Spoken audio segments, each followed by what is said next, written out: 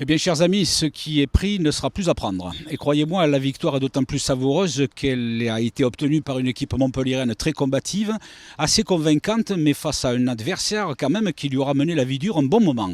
Et on n'aurait pas parié dessous qu'à l'issue du premier quart d'heure, nous gagnerions cette partie. Parce que, soyons honnêtes, on vous doit à la vérité de dire que vraiment c'était plutôt mal parti. Mais les Rennais auront appris à leurs dépens cette leçon qui revient inlassablement pour celles qui perdent. Ce n'est pas tout d'avoir le ballon, il faut savoir aussi de temps en temps le mettre au fond.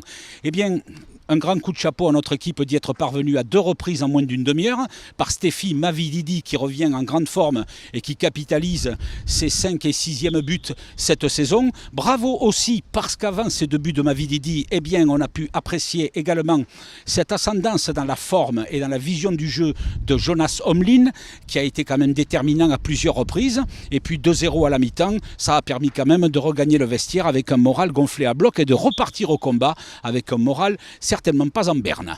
Eh bien, les Rennais, comme depuis le début de la partie, seront repartis à la charge. Ils avaient quand même du coffre, ils avaient quand même beaucoup de moyens pour se relancer. Ils y seront parvenus avec ce but de Guirassy, mais ce but-là, plutôt que de tétaniser les nôtres, a renforcé plus encore les liens. Et même si ce match s'est terminé un peu de façon suffocante, parce que les Rennais ont poussé, nous avons eu le mérite de tenir et de bien gérer, notamment avec un Nicolas Cosa qui s'est bien appliqué, avec certains joueurs, mais j'en citerai pas plus individuellement.